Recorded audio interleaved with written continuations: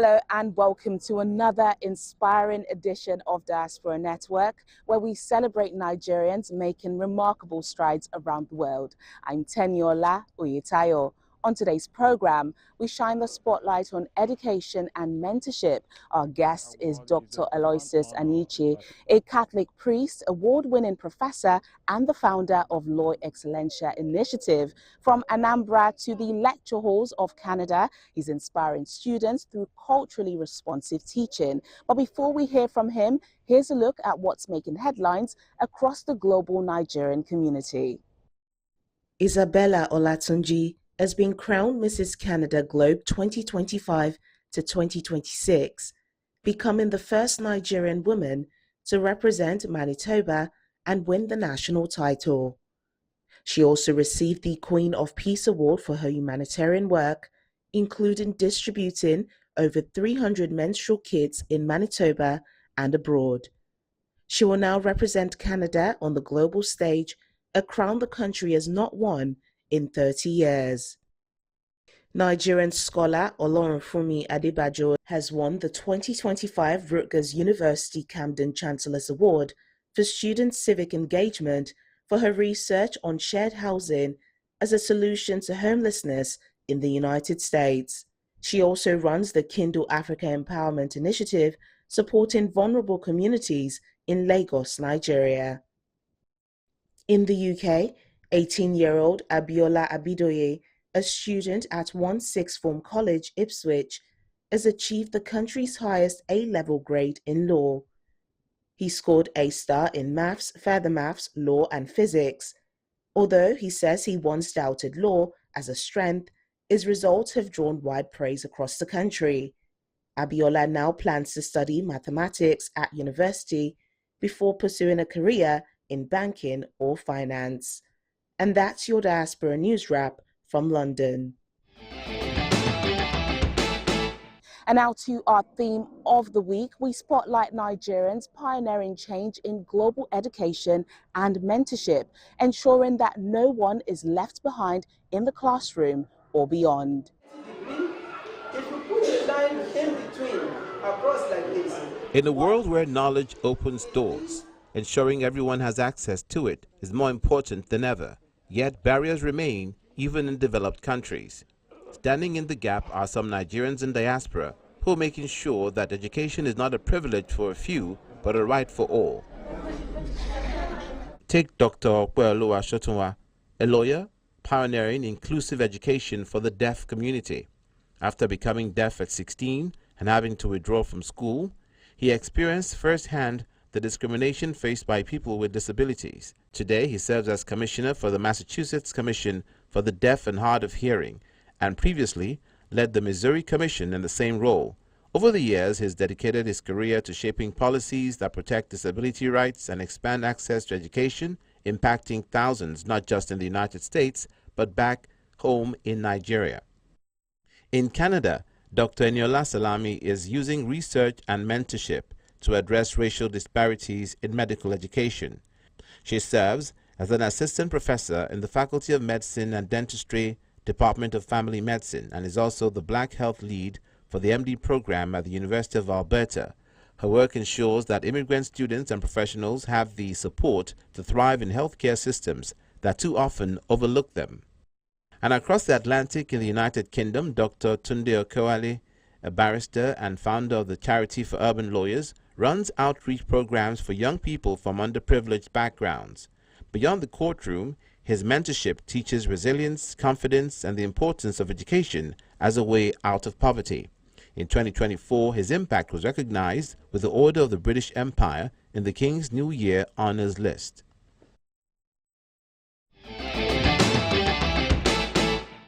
As always, we've been following the activities of the Nigerians in Diaspora Commission. Here's a look at some of their latest engagements across the globe. The newly appointed Turkish ambassador to Nigeria, Mehmet Poroy, has proposed a partnership between the Nigerians in Diaspora Commission and Turkey's Presidency for Turks Abroad. At a meeting in Abuja with NIDCOM chairman, Honorable Abike Dabri Arewa, he commended Nigeria's diaspora mapping efforts and expressed interest in learning from its model. The NIDCOM chairman welcomed the collaboration, noting similarities between both countries' diaspora experiences and stressing the importance of better media representation for Nigerians abroad. Discussions also touched on the plight of Nigerian students in northern Cyprus, with both sides agreeing to work an urgent intervention. 12 Nigerian workers stranded in the Central African Republic after abuse by Chinese employers have returned home. The men who went viral in a video appeal say they were denied salaries for nearly a year and subjected to sexual abuse. They were received in Abuja by NIDCOM chairman, Honorable Abike Dabrierewa, who condemned their treatment as inhumane and pledged justice. The commission also gave them cash support with donations from private organizations to help them restart their lives. And now to our guest, Dr. Aloysius Anichi, Associate Professor of Educational Psychology at Brandon University in Canada, Catholic priest, author, and 2025 recipient of the Top 25 Immigrant Award. I am Dr. Aloysius Anichi, an Associate Professor of Educational Psychology at Brandon University, the founder and CEO of Loy Excellencia Initiative. I'm also a Catholic priest and the Director of Global Engagement at Shanahan University of Nature. To me, being a Canadian means embracing a multicultural mosaic where my Nigerian heritage is valued. Canada provides spaces for me to realize my dreams while contributing to its growth, especially in the education sector through my research, teaching, and community services. Growing up in Anambra State, in a devout Catholic family of teachers, Dr. Anichi's childhood revolved around two things: faith and education. I was born and raised in Umuru Nogini, Demle South Local Government of Anambra State. And I grew up in a family that is a staunch Catholic and with teachers. My grandfather was a teacher and my parents were also teachers. And so there is this emphasis in the family about faith in God and education, which has been the foundation of all I'm doing up to date. Even at the age of 5, 6, I was already serving at Mass. I've learned how to serve at Mass. And so going to church is a daily activity for us in the family. Every morning we go to morning Mass and we trek sometimes for 30 minutes to go for morning Mass. And then we come back and get ready for school and not be late at school, because even in my elementary school, my mom was the headmistress of the school where I went to. And that has shaped everything. I had always wanted to become a priest from a little age. And that experience has continued to be part of my life. And in our family, because being a family of teachers, we play, but not too much. So when we come back from school, we do some basic things. In the afternoon, everybody will go to a kind of a living room den, which we call OB, where my parents will be preparing for classes for the next day, and we do our homework. So our house was like a mini classroom where things are structured, and that has also led to how I tend to organize my things. So I would say exactly that my growing up was a structured pattern of life that revolves around Catholicism and education. And that is why what I'm doing today is, again, connected to the church and to education. Ordained a priest in 2006, he was later sent to Canada for mission work and studies, but arriving as an African student came with challenges.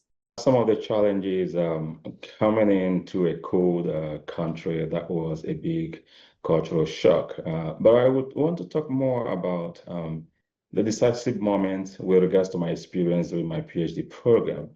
And so I started my PhD program at University of British Columbia, Vancouver. And when I got to school, my first day of school is still alive in my memory, because the way things were done in the classes weren't the same at home. For instance, before the class, we were asked to read about 3 articles 20 to 30 pages each to analyze that and then critically come to class to discuss it. And so the first day of class was different. And again, I was the only African student in my cohort. And in fact, in the faculty of education, I think there were 3 of us. And so there were these challenges of finding people who understand you, who understand your challenges. There were no African community on campus at that moment. And so that became an issue I struggled with regards to engaging in class activities. But in addition to that, there was this disconnect between most of the articles and things we were discussing and my lived experiences, because most of the research were based on Western researchers that had Western participants. And so some of the findings didn't resonate with African culture in some times. And so that this disconnect became like a moment, to define a moment for me, which, defined my research today, which focused on supporting culturally diverse students in terms of their engagement and motivation. So that experience I had the first day of class has defined what I do today in terms of my research and teaching approaches. Dr. Anichi developed a culturally responsive, self-regulated learning framework to help educators in creating supportive environments for culturally diverse learners. Building on this framework, his in-depth case study analysis showed how teachers using this practice could be associated with the qualities of students' engagement. Dr. Anichi.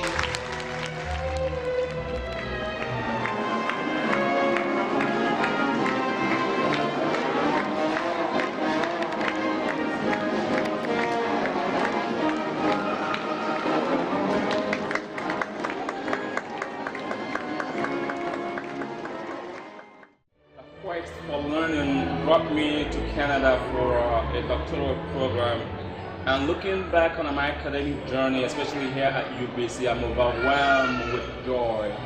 I remember being admitted with a 4-year full scholarship, and during the course of my studies, I had multiple awards. All these things helped me to achieve what I am celebrating today. My son Aloysius Anichi is a dedicated, committed, determined, focused, and positive in all his endeavors. And this he carries out always. So I'm not surprised that he made it.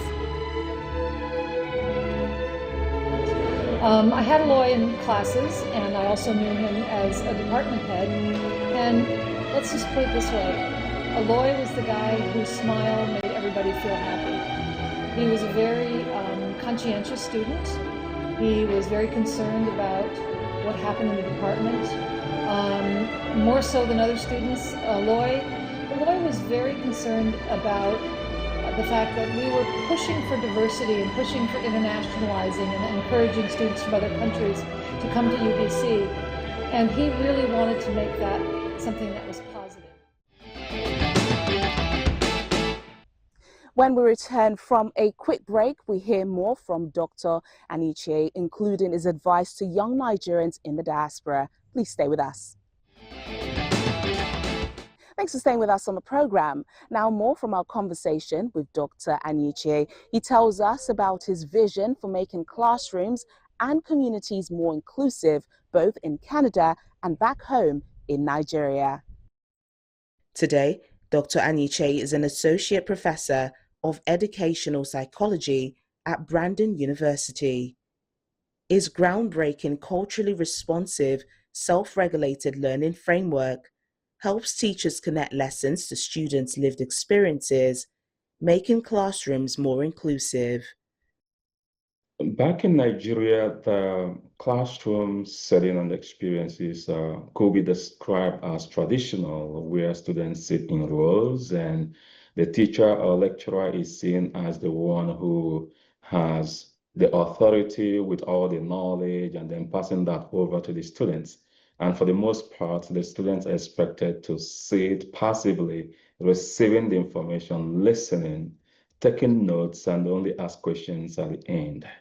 And also the assessment format in Nigeria tend to be summative in nature. That is, students are examined at the end of the classes or at the end of the course for the sake of providing grades. And that it kind of position us to rote memorization, so that we just give out what you are given in the class. But here in Canada, I noticed that the approach is more student-centered. The lectures are kind of blended with lots of activities, case studies, real-life experiences, hands-on activities to help students kind of internalize what they're learning in the class with regards to problem solving. There's lots of emphasis on critical thinking, problem solving as well. And when it comes to the assessment, I noticed there are lots of opportunities for formative assessment. And that means assessing students' knowledge as they continue to learn. And so that creates opportunities for people to think critically about what is being presented. Now, based on my experiences in these two contexts, I think I've come to sort of blend of both, that it has formed my teaching philosophy to be lots of student-focused activities, which actually I could say is enshrined in a framework I developed, a culturally responsive, self-regulated learning framework. And so this is a framework I developed that will serve as a tool to educators to try to bring in the elements of the students in the class, so that classroom activities will be connected to students' lived experiences because of part of the experiences I had during my PhD program. And so that framework has three components. The first one is classroom foundational practices. So these are the practices the teacher put in place in order to understand the students who are there, where are they coming from, what are their interests. And so in my teaching, I try to understand my students. I give them survey even before the class to get to know who they are, what they're bringing into the classroom context.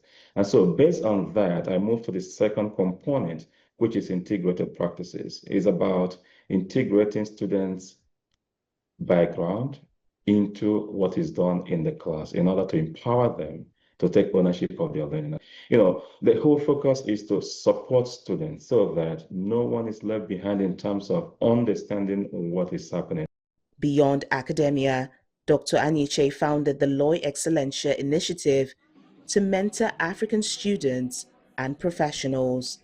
I was one of the African students in my cohort. I was the only one. There was no African community, and it was difficult to find someone who understands part of the things you are going through. And after my PhD program, when I started teaching, I noticed that there are many African students who are exactly facing the same thing. And my office tends to have become a safe place for them where they come to vent, and sometimes they literally cry while describing their experiences. And so I thought about creating a community that will support these students where they can come together, feel free to share the experiences, support one another.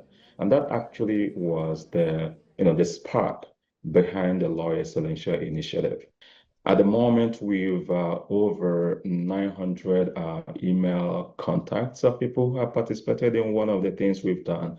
And so that shows me that there is an impact of this. A lot of people have connected, both faculty members who serve as mentors and some professionals who serve as mentors and the students who serve as mentees. Receiving the Top 25 Immigrant Award is a profound honor that is both humbling and affirming. This award is a testament that my contribution to the development of education and fostering culturally inclusive spaces is part of the spirit of what it means to become a Canadian. Honored with the Top 25 Canadian Immigrant Award, for him, it's both an honor and a responsibility. 2005 Top 25 Canadian Immigrant Award is a great honor to me because this is an award that is given to immigrants who are contributing in special ways to the development of this country. And so I feel so humbled to be one of them. But it is more humbling knowing that I am the first person from the city of Brandon, the first person from Brandon University, and the first clergy to receive this award since its inception in 2009. And again, I came to understand that even this year, I am the only person from Manitoba province, I am the only person from Nigeria, and I'm the only person from West Africa to receive this among the 25 recipients. So it is a great honor. I'm excited about it. However, it comes with lots of challenges and responsibilities. That means that I have to work harder to keep the momentum in terms of doing what I'm doing and expanding my scope to make sure that a lot of people gain from what I'm giving, because Canada has provided me with lots of opportunities and I would love to utilize it in developing not only myself, but people around me. So I'm excited to be one of the recipients. And to others starting out in academia, he stresses the importance of finding mentors. There are some challenges I realized that Nigerian diasporans in academia do face, and that tend to discourage a lot of people going into academia, and that is more of the issue of lack of visibility and representation. So here in Canada, there are a lot of Nigerians who are talented, who are interested in being in academia, but because we have low representation in the faculty members, we have low representation in leadership roles, and even in research collaboration. So that tend to discourage a lot of people, and academia is a little bit competitive. And for some folks who are not a little bit in depth or trained in research, they may find it difficult achieving their tenure and promotion early as possible. And so some of the things I may suggest in such situation is that folks will be a little bit proactive in trying to solve this problem, which opportunities are bound for it.